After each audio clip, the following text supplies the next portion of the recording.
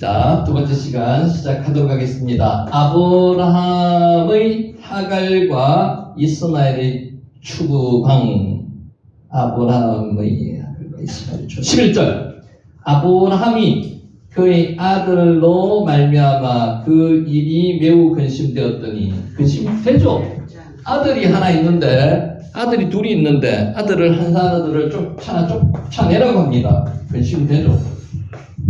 매우 근심되더니 와예라 핫다바르 메오드 베에네. 아까 이야기했죠. 베에네 메오드가 그 뜻입니다. 매우 많이 많이가 메오드입니다. 메오드 많이 마음에 근심되었다는 거예요.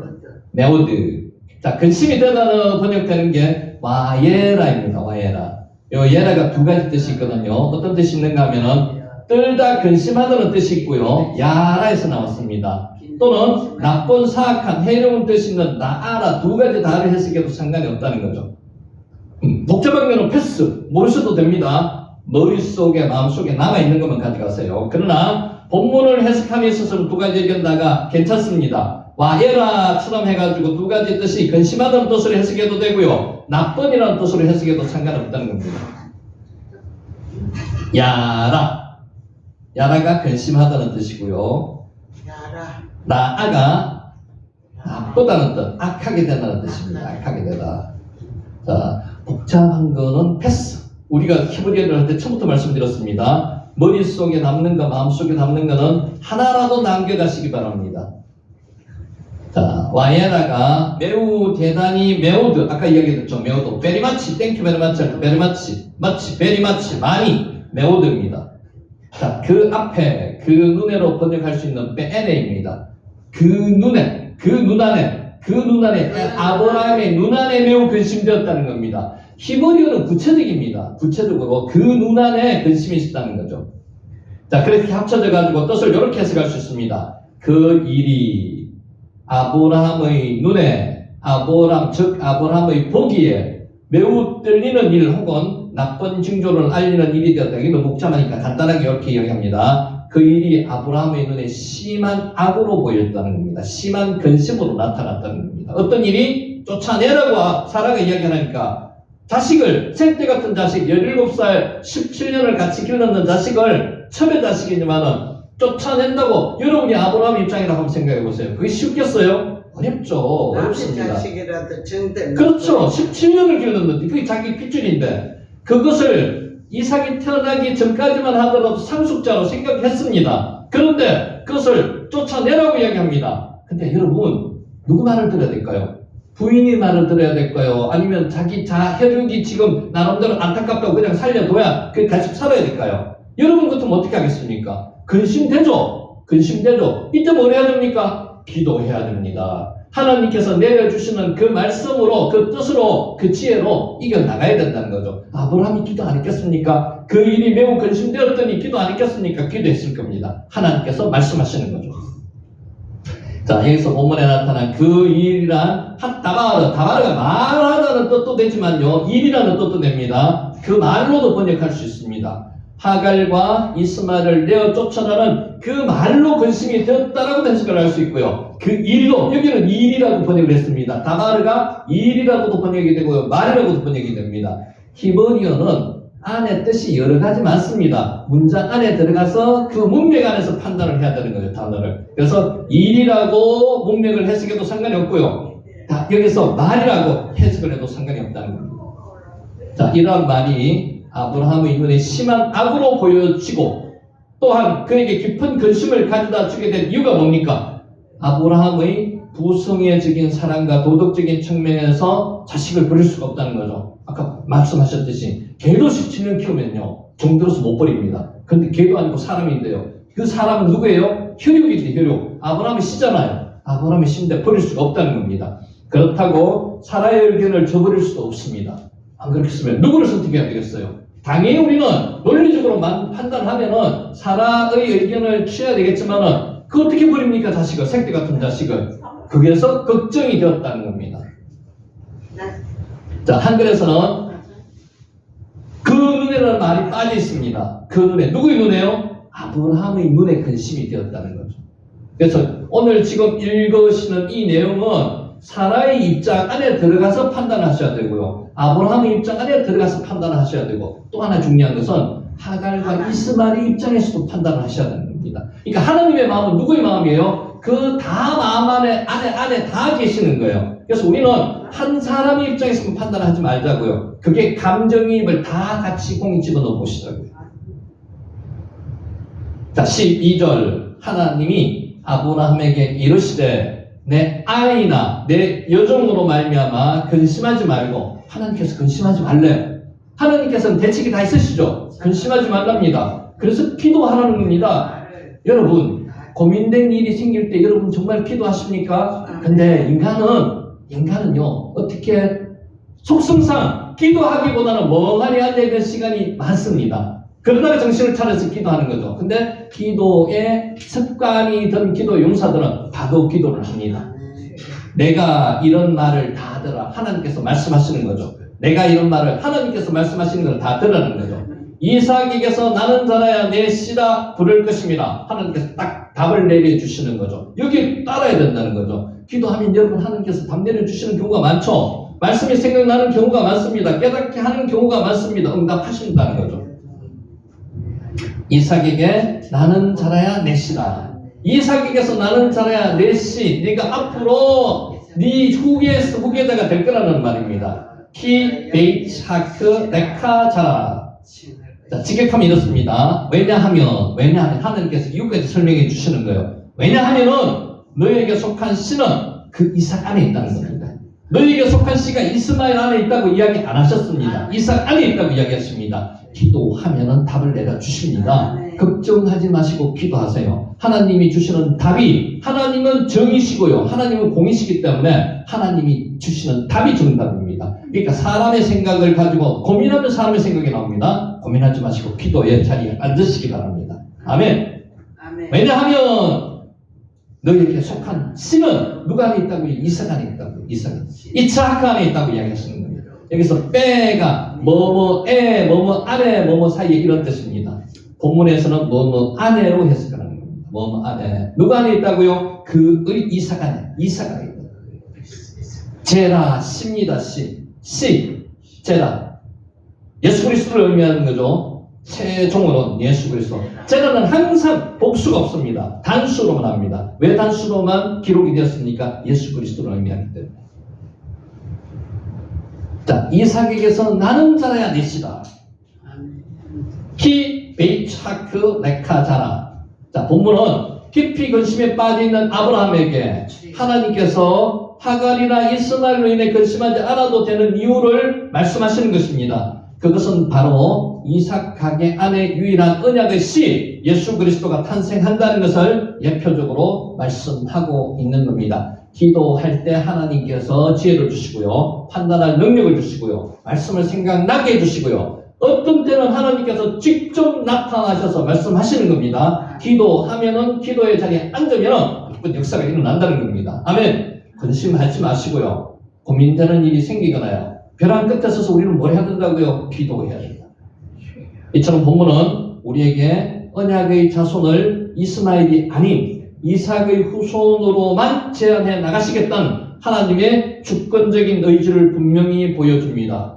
우리는 의문을 가끔, 저도 초기에는 의문을 가졌습니다. 왜 하나님이 이스마엘을 버리시고 이삭만 택하셨을까요? 하나님의 주권적인 역사입니다. 하나님의 강권적인 역사라는 거죠. 하나님이시기 때문에 그럴 수 있다는 거죠. 거기에 대해서 우리가 토를 달 수가 없습니다. 우리가 하나님께서 어떤 그릇을 나를 만드시는지 내가 불평할 수가 없습니다. 나를 이런 모습으로 왜 만드셨냐고 여러분 불평하셨을 수도 있습니다. 근데 하나님의 주권적인 의지시라는 거죠. 그로 통해서 하나님의 영광을 받으시겠다는 겁니다. 원망하지 마세요. 불평하지 마세요. 하나님이 지금 있는 내 모습으로 통해서 하나님의 영광스러운 역사가 분명히 나타날 겁니다. 아멘. 앞으로도 언약의 후손들을 이방인으로부터 계속 분리해 도전해 나가시겠다는 또 다른 언약의 약속이기도 하십니다. 하나님께서는 믿는 자와 믿지 않는 자를 분리하십니다. 빠다니 분리하다는 뜻이거든요. 분리하십니다.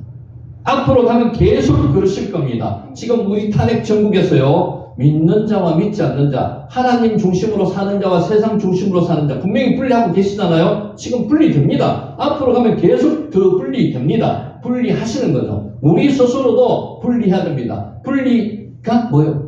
카도시 분리하는 겁니다. 거룩함과 거룩하지 않은 걸 분리하시는 거예요. 우리도 그런 자리에 분리하는 자리에 가야 된다는 겁니다. 자, 부를 것입니다. 이카레, 카라가 부르다는 뜻이거든요. 부르다, 외치다는 뜻이 카라입니다. 카라, 하나님께서 이름을 불러주십니다. 이게 카라입니다. 카라, 우리 이름을 불러주시는 거죠. 그래서 그때 이름을 부를 때 우리가 뭐라고 대답해야 됩니까? 힌내니. 권사님 보고 이름을 부르십니다. 권사님 이름을 부르시면요, 권사님은 뭐라고 대답하셔야 돼요? 힌내니 내가 여기 있나이다. 이렇게 대답하시는 겁니다. 이름을 부를 때는 왜 이름을 부르시는 거예요? 사명을 주시려고.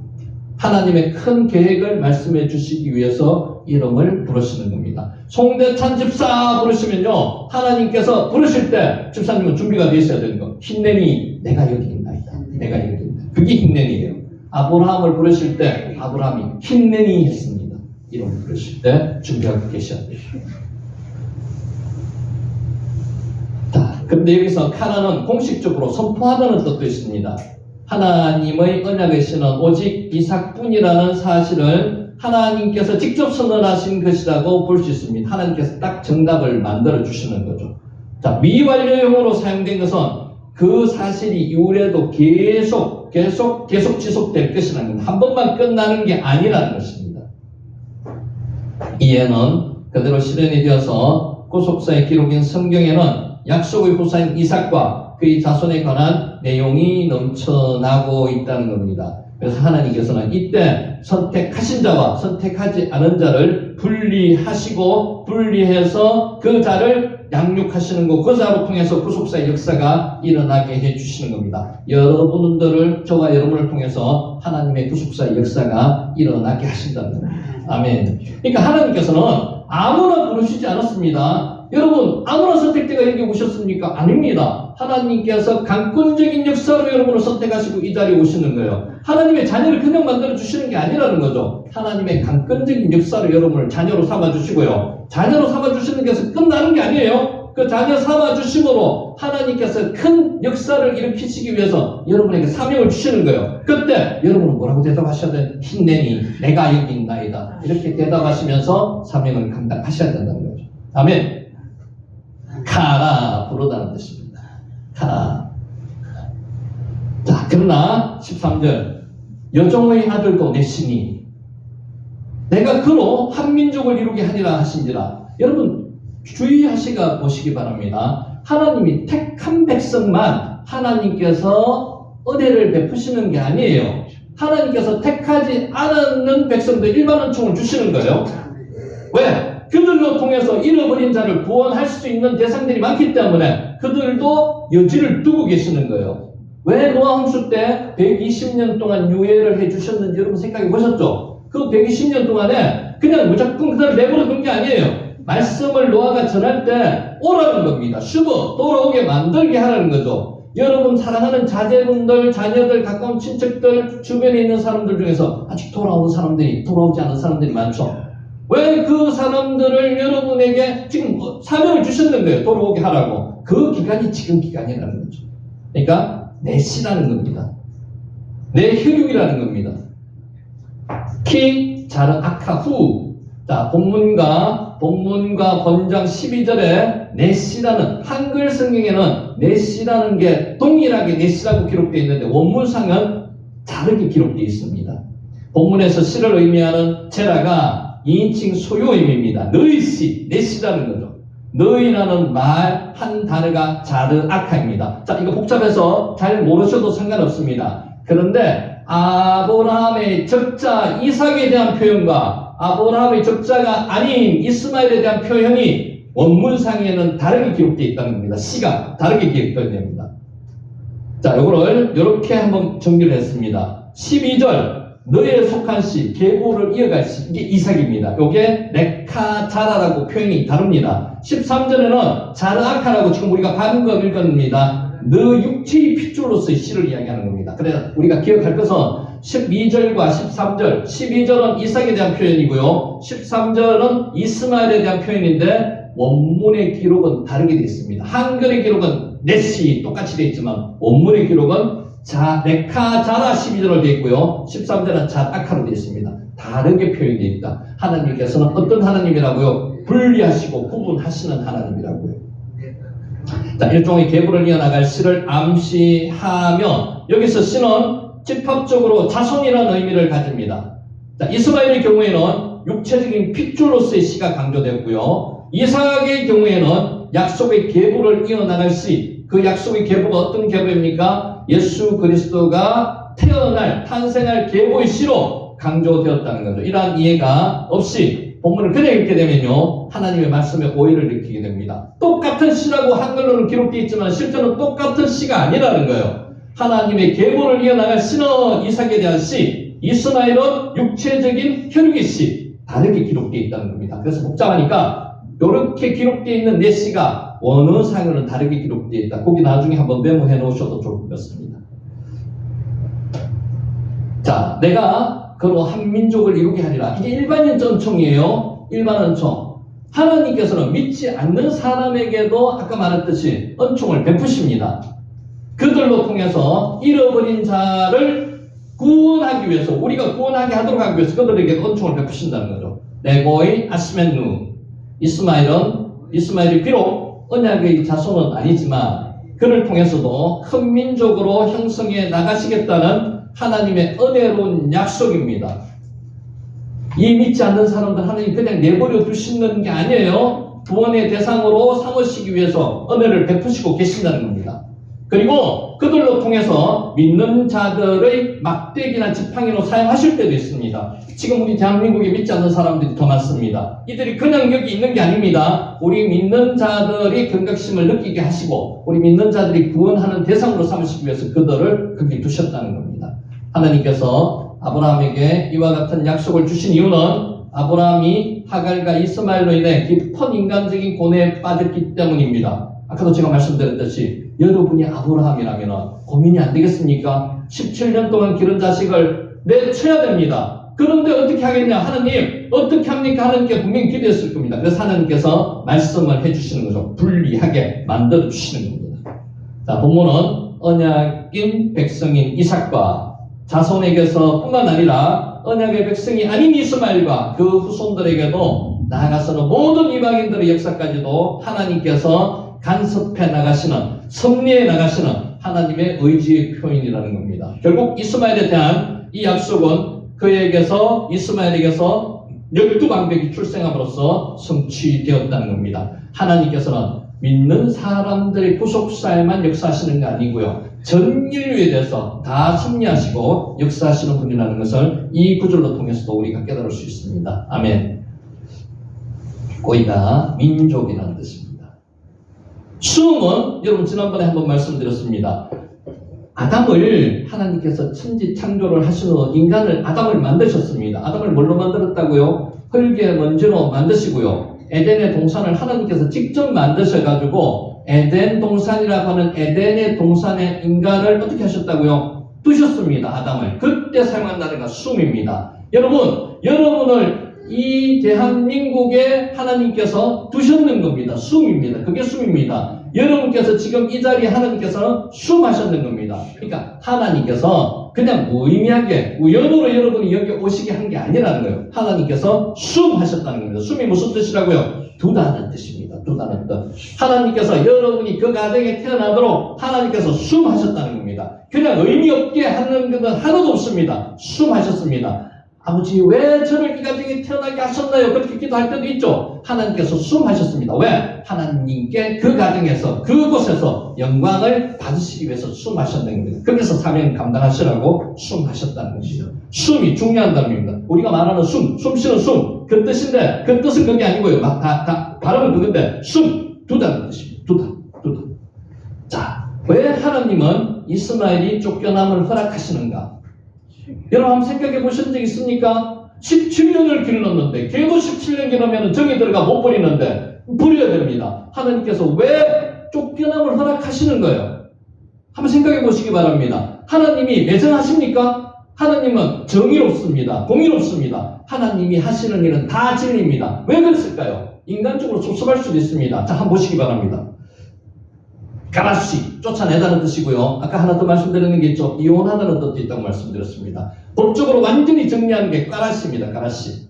하나님은 임신이 불가능한 나이가 90된 사라에게 아들 이삭을 낳게 하셨습니다. 이삭의 이름이 뭐라고요? 이츠하크, 웃음입니다. 사라는 여종 하갈이 낳은 아들 이스마엘과 이삭이 하나님의 유산을 함께 분배받는 것을 싫어했고 두 사람을 집안에서 내쫓도록 아브라함에게 요구했습니다. 사라가 요구했습니다. 그래서 마음에 근심되었다는 거죠. 하나님의 은혜를 받은 사람으로서 다른 사람에게 은혜를 베풀지 못하는 속 좁은 여인처럼 보일 수도 있습니다. 누가요? 사라가. 그런데 실제로 그 뜻은 아니었다는 거죠.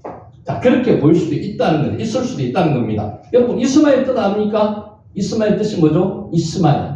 쉐마가 들어가 있습니다. 쉐마가 듣다는 거죠. 엘이 하나님입니다. 하나님께서 들으셨다는 말입니다. 그게 이스마엘입니다. 이삭은 이차크 웃음이고요. 이스마엘은 하나님이 들으셨다는 그 이름을 누가 정해줬습니까? 하나님께서. 하나님께서 둘 다 이름을 만들어 주셨습니다. 창세기 21장 11절. 아브라함이 그의 아들로 말미암아 그 일이 매우 근심이 되었다고 이야기합니다. 근심되죠? 그래서 기도했을 겁니다. 가라시, 추방하다는 뜻입니다. 이스마엘이 비록 여종의 몸에서 태어났지만 엄마 이름이 뭐라고요? 하갈. 애굽 여인이죠. 엄연한 아브라함의 자식입니다. 첩의 자식이죠. 아브라함의 씨입니다. 자, 15년 이상 함께 지낸 이때 나이는 17세로 추정을 합니다. 15년 이상이니까 17세, 17, 8세로 추정합니다. 아들과 그의 어머니를 집에서 내보내는 일은 쉽습니까? 어렵습니까? 어렵습니다. 자, 사실 사람으로서 하지 말아야 할 일이라는 거죠. 어떻게 인간이 이렇게 할 수 있습니까? 하지 못합니다. 자, 부당한 일이라고 생각할 수도 있습니다. 아브라함도 매우 근심하고 있습니다. 지금 근심되죠? 여러분이 아브라함 입장이라면 어떻게 했어요? 하겠어요? 못하겠어요? 쉽지 않습니다. 어렵습니다. 가라시가 뭐라고 그랬죠? 가라시는 추방하다, 이혼하다, 법적으로 완전히 끝내야 됩니다. 이제 이게 또 추방만 하는 게 아니고요. 아들로서 완전히 호적에서 파내는 겁니다. 이런 일을 쉽게 하겠다는 거죠. 여러분이라면. 자, 하나님이 아브라함에게 이르시되 내 아이나 내 여종으로 말하여 근심하지 말고 사라가 내게 이런 말을 다 들으라. 이삭에게서 나는 자라 내 씨라 부를 것임이라. 그러나 여종의 아들도 내 씨니 내가 그로 한 민족을 이루게 하리라 하시라. 이게 지금 누구 말씀이에요? 하나님 말씀이에요. 하나님은 대책 없이 기도에 응답을 해주시는 분이 아닙니다. 이 말을 여러분이 아브라함이라고 생각하셨을 때, 들었을 때 어떻게 하겠습니까? 마음이 위안이 되죠. 아, 이제 내보내더라고. 하나님께서 이렇게 하셨으니까 하나님께서 책임지신다는 말이구나. 아브라함이 위로가 된다는 말입니다. 하나님이 아브라함을 어떻게 대우해 주셨습니까? 열병이 없어가지고 그 성을, 소돔성을 멸망할 때 아브라함이 간구해가지고 중보 기도했는 자가 하나님, 되베네가 기도했는 자가 아브라함입니다. 그만큼 아브라함과 하나님은 친밀한 관계입니다. 그래서 아브라함에게 이런 이야기도 해 주신다는 거예요. 그럼 아브라함에게 이런 기도만 응답해 주시는 건가요? 아니요. 우리한테도 그런 기도 하나님께서 분명히 응답해 주실 거라는 말입니다. 하나님 앞에 간구하는 기도로 통하면 하나님께서 응답해 주신다는 겁니다. 아멘. 가라시, 추방하다는 뜻입니다. 하나님은 사라를 책망하지 않으셨습니다. 아브라함에게 사라의 뜻에 따르라고 말씀하십니다. 하나님께서 방법을 다 알려주시는 거고요. 안심할 수 있는 방법까지도 알려주시는 겁니다. 하나님이 약자인 하갈이 아닌 강자인 사라 편을 드시는 이유가 무엇입니까? 하나님은 이스마엘을 여종의 아들로 지칭했습니다. 맞죠? 여종의 아들이죠. 하나님도 신분적인 차별을 하시는 겁니까? 아닙니다. 왜 하나님은 이스마엘 또는 아브라함의 아들이 아닌 여종의 아들로 말씀하고 계시는 걸까요? 한번 생각해 보신 적 있습니까? 이스마엘이라고 표현 안 했습니다. 여종의 아들이라고 이야기했습니다. 구분하시는 겁니다. 빠달하시는 겁니다. 하갈이 쫓겨난다는 것은 여종의 신분에서 해방되는 것을 의미한다고 여러분 한번 생각해 보실 적 있습니까? 쫓아내야지만이 여종의 신분에서 해방되는 거예요. 하갈은. 안 쫓겨나면요. 거기서 계속 여종입니다. 안 쫓겨나면 이스마엘은 뭡니까? 계속 적자가 아닌 서자입니다. 하나님께서 하시는 방법은 정의롭다는 게 여기서 이야기하시는 거예요. 아브라함의 집에서 쫓겨나야 하거는 여종의 신분에서 벗어납니다. 하나님의 해결책입니다. 이스마엘도 더 이상 여종의 아들이 아닌 아브라함과 하갈의 아들이 됩니다. 하나님께서는 선을 위해서 제일 최선의 방법을 위해서 쫓아내는 방법을 사용하셨다는 겁니다.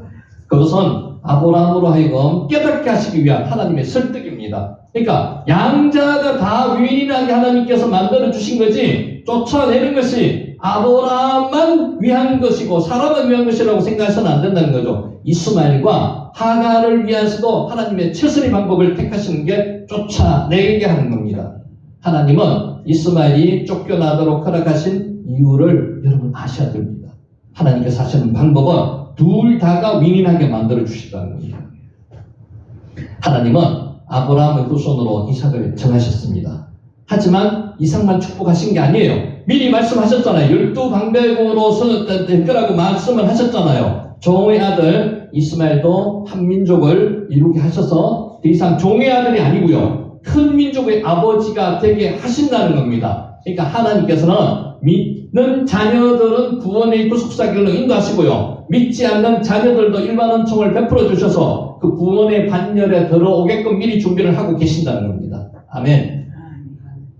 자, 창세기 21장 17절 18절 제가 읽습니다. 하나님이 그 어린 아이의 소리를 들으셨으므로 하나님의 사자가 하늘에서부터 하갈을 불러 이르되 하갈아 무슨 일이냐 두려워하지 말라. 하나님이 저기 있는 아이의 소리를 들으셨나니 일어나 아이를 일으켜 내 손으로 붙들라. 그가 큰 민족을 이루게 하리라 하시니라. 하나님께서 미리 약속을 언약을 하셨습니다. 그 말씀하신 대로 하나님께서는 이루신다고 미리 우리가 알아봤죠. 하나님께서 말씀하신 대로 하나님께서는 돌보셨고 그 말씀하신 대로 하나님께서는 행하신다는 겁니다. 하갈에게도 이스마엘에게도 마찬가지입니다. 가라시 추방하다는 뜻입니다. 하나님은 하갈이 힘들 때마다 나타나셔서 하갈을 챙겨주십니다. 하나님께서는 여러분이 힘들 때마다 나타나셔서 하나님께서 타카드 돌보신다는 거죠. 기억하십니까? 혼자 내버려 두지 않으십니다. 여러분 절대 혼자 아닙니다. 누가 같이 한라크 동행하신다고요? 하나님께서 동행하신다고요. 그것을 믿으면 여러분 두려워할 필요가 하나도 없습니다. 혼자인 것 같습니다. 혼자인 것 같습니까? 벼랑에 지금 내몰려가지고 내 혼자 떨어질까 지금 고민하고 계십니까? 아닙니다. 하나님께서 돌보고 계신다는 거죠. 하나님은 하갈을 여종으로 부르지 않으시고 이름을 불러주십니다. 여러분은 절대로 남의 자식이 아닙니다. 하나님의 아들입니다. 그래서 하나님의 아들로서 지금 불러주시는 거죠. 내가 지금 버림받았습니까? 아닙니다. 하나님께서 함께 하고 계시는 거죠. 지금 하나님께서 여러분이 지금 숨을 헐떡이면서 내가 어찌할 바 모르고 계실 때 그때 하나님께서 역사하시는 거 믿으십니까? 인간의 끝이 하나님의 시작이라는 거 여러분 믿으십니까? 하갈을 보십시오. 이스마엘을 보십시오. 여러분 믿지 않는 이들도 하나님께서 은총을 베푸시는데 하물며 자녀라고 택한 여러분들 그냥 혼자 내버려 두십니까? 절대로 아닙니다. 여러분 외로워하지 마십시오. 괴로워하지 마십시오. 하나님 앞에 나가시면 됩니다. 이스마엘이 장차 큰 민족이 되게 해주시겠다고 하나님께서 말씀해 주시는 겁니다. 오늘 하나님께서는 계속 말씀하시는 게 무슨 말씀이요? 말씀하신 대로 하나님께서 돌보신다는 거고요. 말씀하신 대로 하나님께서는 행하신다는 거고요. 그 결국이 뭡니까? 사라가 아들을 낳게 되었다는 거고요. 우리가 기도 응답을 받게 되리라는 겁니다. 그 말씀을 믿으시라는 겁니다. 쫓겨나야 하는 이유를 하갈로 알게 하시는 겁니다. 하나님께서 여러분에게 지금 당장 기도 응답해 주시는 게 내 기도 응답했는 대로 안 되고 하나님의 뜻대로 한다고 하나님 원망하시겠습니까? 하나님은 기도 응답을 어떻게 하신다고요? 내가 원하는 방법대로 해주는 게 아니고요. 하나님께서 최선의 방법을 우리한테 지시해 주는 게 그게 기도 응답이라는 거죠. 정의로우신 하나님, 공의로우신 하나님은 나를 위해서 최적의 방법을 생각하시고요. 사라를 위해서도 하갈을 위해서도 최선의 방법을 지금 생각하시는 분이 누구시라고요? 하나님이시라는 것을 믿으시기 바랍니다. 아멘. 가라시 창세기 16장 10절에서 11절. 자, 여호와의 사자가 또 그에게 이르되 내가 내 씨를 크게 번성하여 그 수가 많아 셀 수 없게 하리라. 여호와의 사자 또 그에게 이르되 내가 임신하였은즉 아들을 낳으리니 그 이름을 이스마엘이라 하나 이는 여호와께서 내 고통을 들으셨습니다. 하나님께서는 이렇게 위로를 해주신다는 겁니다. 자, 이스마엘 이름을 누가 지어주셨습니까? 하나님께서 지어주셨습니다. 하나님이 이스마엘의 소리를 들으시고 샤야마 듣다는 뜻이거든요.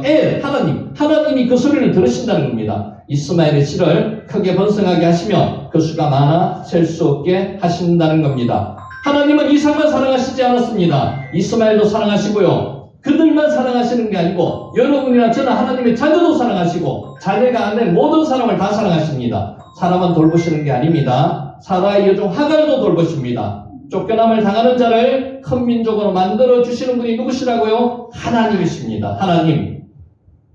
하나님의 일하심과 돌보심은 우리가 이해할 수 없는 신비입니다. 여러분, 하나님께서 일하시는 걸 신비라고 이야기하는 이유가요. 내가 예측하지 못하는 부분을 하나님께서 일하고 계시나요? 여러분 믿으십니까? 내가 예측하는 부분만 하나님이 일하시는 분이 아니에요. 그 이상으로 일하시고 계시는 분이에요. 지금 당장은 하나님 왜 이러십니까? 이야기를 할 수 있는 부분이 있더라도 그것을 하나님께서 손으로 바꾸어 주시는 분입니다. 하나님의 최선을 다해서 여러분을 위해서 일하시고 계심을 믿으시는 저와 여러분이 되시기를 예수님 이름으로 축원합니다. 아멘. 자, 여기까지 하고 마지막 정리하겠습니다. 좀 쓸까? 불 좀 쓸까요? 요거 이제 마지막 하고. 아직 네, 이제 다 끝났습니다. 자, 오늘 마지막 정리하는 제목이 말씀의 의지하여입니다. 말씀의 의지하여. 말씀에 의지하십니까? 말씀에 의지하셔야 됩니다. 이게 한번 듣고 끝나면 안 돼요. 우리는 말씀에 따라서 움직여야 하는 대상들입니다. 자, 순종하다가 여러분 아까 쉐마 이야기했죠. 쉐마가 무슨 뜻이라고요? 듣다는 뜻입니다. 듣죠. 쉐마 듣다는 뜻입니다. 요 짜마가 다른 뜻이 하나 있습니다. 순종하다는 뜻도 샤마입니다. 순종하다. 들으면 순종하는 겁니다. 여러분 듣고 순종하는 게 그만큼 중요하다는 겁니다. 샤마. 자, 말씀에 의지하여 내가 그물을 내리리다 하고 그렇게 하니 고기를 잡은 것이 심이 많아 그물이 찢어지는지라. 내 생각, 내 경험 따라서 그물을 내리면요 고기를 잡을 수가 없습니다. 잡더라도 얼마 잡지 못합니다. 말씀에 의지하여 고기를 잡으니 그물이 찢어질 정도로 잡는다는 거죠. 나를 내려놓는 작업이 중요합니다. 내 경험, 내 혼자의 잘한다고 하는 거, 그 자신감, 그게 내려놓아야지 하나님이 역사하신다는 거죠. 자, 샤마. 베드로는 게네사렛 호수에서 밤이 새도록 그물을 던졌으나 고기를 잡지 못했습니다. 아침이 되었을 때 베드로는 몸과 마음이 피곤했습니다. 그러나 그물을 내팽개치고 집으로 돌아가지 않았습니다. 이제 정리하고 또 내일 그걸 고민해야죠. 베드로는 해변에서 그물을 싣고 준비했습니다. 그물을 싣는 것은 다시 그물을 던지기 위한 준비 작업이었습니다. 여러분 오늘 일이 안 된다고 해가지고 여러분 포기합니까? 아니죠. 베드로도 마찬가지입니다. 오늘 안 되면 내일 해야 돼요. 그것을 위해서 준비하는 겁니다. 인간도 이렇게 준비하는 겁니다.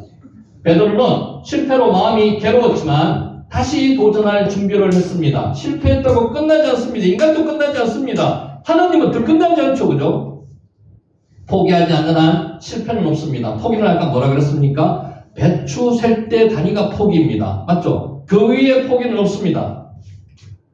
예수님이 베드로의 비인배에 올라서 무리들을 가르치셨습니다. 여기 지금 우리 샤마하고 있습니다. 순종하다. 베드로가 예수님에게 자신의 배를 빌려드린 것은 만선을 위한 준비였습니다. 고기를 많이 잡기 위한 준비였다. 주님의 말씀을 들을 수 있었기 때문입니다. 자, 예수님은 가르침을 마치시고 베드로에게 말씀하셨습니다. 어떻게 말씀하셨어요? 중요합니다. 깊은 데로 가서 그물을 내려 고기를 잡으라. 예수님은 지금 목수입니다. 고기 잡는 게 직업이 아니신 분이에요. 뭐라고 말씀하셨어요? 목수가 어느 앞에 깊은 데로 가서 그물을 내려 고기를 잡으라고 합니다. 예수님이시기 때문에 이런 말씀을 하시는 거예요. 자, 베드로는 고기잡이로 잔뼈가 굵어진 사람으로 호수 부스럭부스럭을 손바닥 보듯이 알고 있는 사람입니다. 이 사람은 고기잡이 전문가입니다. 예수님은 목수입니다. 전문가가 아니에요. 그런데 고기잡이와 전혀 상관이 없는 사람이 다가와서 고기잡이 훈수를 두고 있습니다. 여러분이 베드로 같으면 어떻겠어요? 집사님이 베드로 같으면 아니 여보슈 그런 말씀 하지 마시오. 내가 지금 여기서 몇 년을 잔뼈가 굵었는데 그런 말을 하세요. 이렇게 이야기 안 하겠습니까?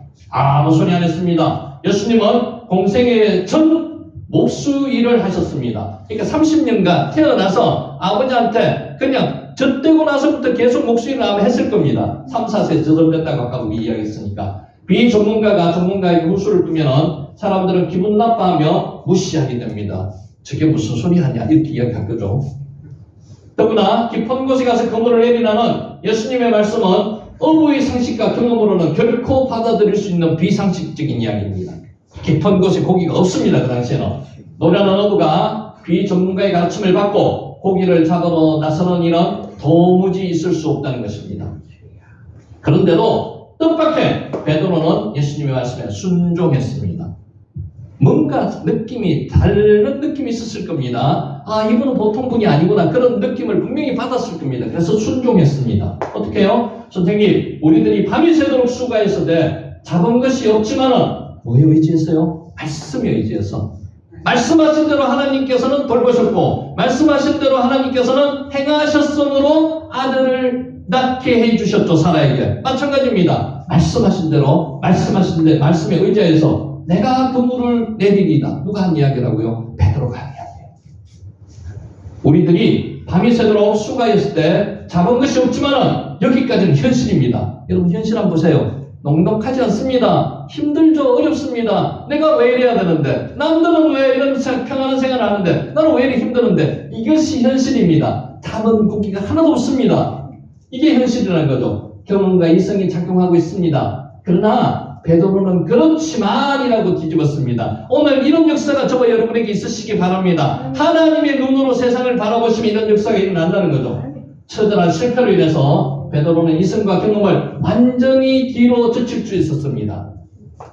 처절한 실패가 했습니다. 여러분 처절한 실패 안 하신 분 여기 앉아있습니까? 다 처절한 실패를 했었고 지금도 하고 있으십니다. 현실만 보면 안 된다는 거죠. 그리고 고백했습니다. 말씀에 의지하여 내가 그물을 내리리라. 오늘 이 말씀 명심하시기 바랍니다. 말씀에 의지하여 여러분의 그물을 내려보세요. 그러면 하나님께서 그물이 찢어질 정도로 고기를 잡게 해주신다는 겁니다. 아멘. 베드로는 말씀에 순종했습니다. 샤마 순종했다는 거죠.